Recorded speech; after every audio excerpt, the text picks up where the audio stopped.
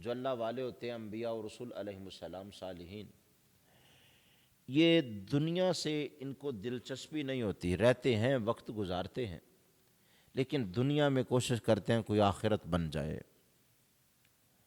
اور صبر و شکر سے، توکل سے، عبادت سے، ریاضت سے، حقوق کی ادائیگی سے، بندوں کی خدمت سے، اللہ کی بندگی سے وہ چاہتے ہوتے ہیں کوئی آخرت بن جائے، اور فکر دامن گیر ہوتی ہے کہ موت تو آنے والی ہے، یقیناً آنی ہے، ہر کسی کو آنی ہے، تو آخرت کا معاملہ تو ہمیشہ کا ہے، وہاں کوئی ناکامی نہ ہو جائے۔ فکر آخرت جس شخص کو جتنی زیادہ ہو، جان لیجئے اسے اللہ کا اتنا ہی قرب زیادہ حاصل ہے، یہ یوں ہی نہیں حاصل ہو جاتی۔ آخرت کی فکر حاصل ہی تب ہوتی ہے جب بندے کا رجحان اللہ کی طرف ہوتا ہے، اور اللہ اسے مہربان ہو کر آخرت کی فکر دے کر اس سے اچھائیاں کرواتا ہے اور برائیوں سے اسے بچاتا ہے۔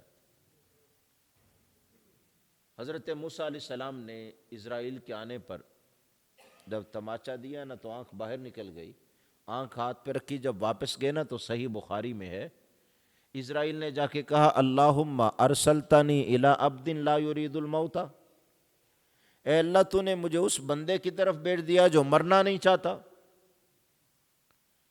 اس نے تماچا مارا، میری آنکھ باہر آ گئی۔ اب فرشتہ کیا سمجھا؟ اس نے سمجھا کہ یہ مرنا نہیں چاہتا اس لیے کیا، حالانکہ وہ تو آداب سکھا رہے تھے کہ میرے بعد کسی اور کے پاس بھی جانا ہے، یوں ہی نہیں چلے جاتے، جب اللہ والوں کے پاس آئیں تو رب کا پیغام سنائیں، رب کی طرف بلائیں، پھر دیکھیں وہ کیسے جانے کے لیے راضی ہوتے ہیں۔ تو رب نے اسرائیل کو جو جواب دیا نا، وہ الفاظ میں ہی نہیں تھا، حقیقت میں تھا۔ کہ اسرائیل آنکھ ٹھیک کی، فرمایا جاؤ اور جا کے میرے اس بندے سے کہو، موسیٰ سے، بیل کے اوپر یوں ہاتھ رکھے، اور ہاتھ کے نیچے جتنے بال آئیں گے نا، یہ کوئی سینکڑوں یا ہزاروں نہیں ہوتے، باریک باریک باریک باریک بال ہوتے ہیں، اتنے حصے میں گنے نہیں جاتے کتنے ہیں۔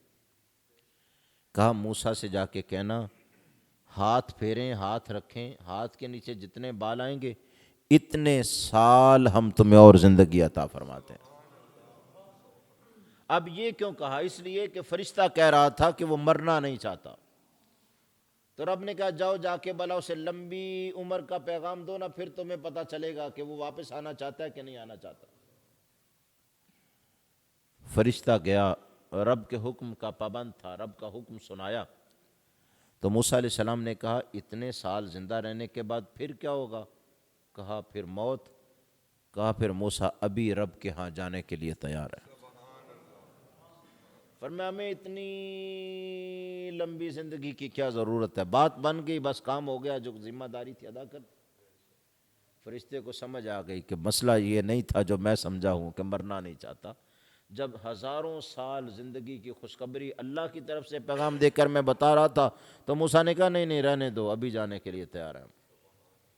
جو انبیاء اور رسول ہیں نا، دنیا سے دلچسپی نہیں رکھتے کہ یہاں لمبا عرصہ رہنا ہے۔ خود مصطفیٰ کریم علیہ السلام کی کیفیت کو دیکھیں نا، اعلان نبوت سے لے کر فتح مکہ تک یہ دورانیہ بڑا سخت تھا۔ 13 سال مکہ المکرمہ میں، اور فتح مکہ سے قبل کے سال مدینہ المنورہ میں۔ صادق و امین کہنے والے جانی دشمن ہو گئے، طائف میں گئے تو لہو لہان ہو گئے، سوشلی بائیکاٹ کا سامنا کرنا پڑا، عام الحزن سے گزرنا پڑا۔ سجدے میں ہوتے تو جسم پر اوجڑی یا بچہ دانی پھینک دی جاتی، تان و تشنیع سننے کا سامنا کرنا پڑتا، زد و کوب کیا جاتا، پھر ہجرت پر مجبور کر دیا کہ یہ شہر ہی چھوڑ دے۔ وہاں بھی قدغن تھا کہ سب آ جائیں مکہ میں، آپ نہیں آ سکتے۔ بدر میں، احد میں، بدر صغریٰ میں، احزاب میں، خندق میں، پھر مسلسل جنگوں کا سامنا کرنا پڑا۔ یہ بڑا دشوار گزار راستہ تھا۔ تبھی تو آقا علیہ السلام نے فرمایا اوذیت ما لم یؤذ احد من قبلی، فرمایا میری امت توجہ رکھنا، یہ کوئی معمولی بات نہیں ہے، مجھے اتنی زیادہ تکلیفیں دی گئی ہیں کہ مجھ سے پہلے کسی نبی اور رسول کو بھی اتنی زیادہ تکلیفیں نہیں دی گئی. فرمایا اتنی اذیتیں پہنچی. جب اذیتوں کا دور گزرا نا، مکہ فتح ہو گیا. اب رب نے کہا وَرَأَيْتَ النَّاسَ يَدْخُلُونَ فِي دِينِ اللَّهِ أَفْوَاجًا، اب تو فوجوں کی فوجیں دین میں آ رہی ہیں. پورے کا پورا قبیلہ ایمان لا رہا ہے، پورے کا پورا خاندان مسلمان ہو رہا ہے، پورے کا پورا علاقہ اسلام میں داخل ہو رہا ہے. اب ظاہر ہے پہلے ایک بھی آتا تھا مشکل سے زد و کوب کیا جاتا تھا، ہجرت پر مجبور کیا جاتا تھا، خاندان والے اسے الگ تھلگ کر دیتے تھے.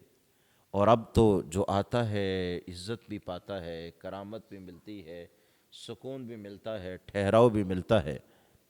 اب فصل گویا لہلہانے لگی.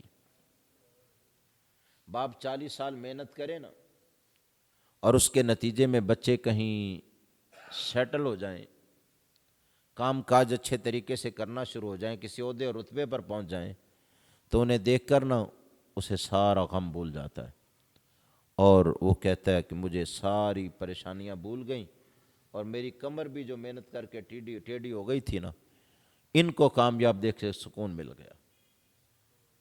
کسان بیج ڈالتا ہے، محنت کرتا ہے، پانی دیتا ہے، ہل چلاتا ہے، زمین کو نرم کرتا ہے، جڑی بوٹیاں تلف کرتا ہے، اس کی نگرانی کرتا ہے، نگہبانی کرتا ہے. جب فصل لہلہاتی ہے نا تو اس کا دل خوش ہو جاتا ہے. اب ایک عرصہ گزر گیا تھا، جنگوں میں بھی سامنا کرنا پڑا، ہجرت پر بھی مجبور ہونا پڑا، حالات بدلتے گئے. لیکن اب تو اتنی تیزی سے لوگ مسلمان ہو رہے تھے کہ 1.25 کے لگ بھگ صحابہ تھے، اور اشارہ ابرو پر سب جانیں قربان کرنے کے لیے تیار تھے. جدھر دیکھتے قطار در قطار صحابہ کھڑے تھے. پوری دنیا پر ایک رعب طاری ہو گیا تھا.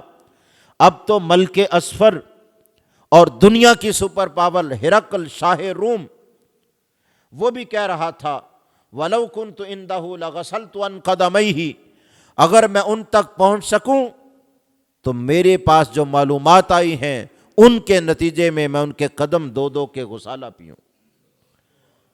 اب تو دنیا کا جو بڑا حکمران تھا وہ بھی ان کے ترانے گا رہا تھا. حالات بدل گئے.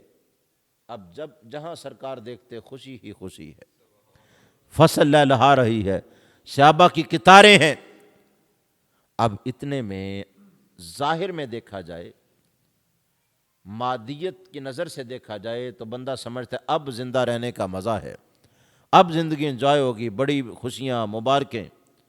اس اثناء میں رب نے اپنے محبوب سے ایک بات کہی، اور رب نے کہا محبوب بتاؤ، اب صحابہ قطار در قطار ہیں، مسلمان ہو رہے ہیں، اب آپ جدھر دیکھتے ہو سب ادھر ہی چلتے ہیں، بتاؤ ایسی کیفیت میں ابھی دنیا میں رہنا چاہتے ہو یا واپس آنا چاہتے ہو؟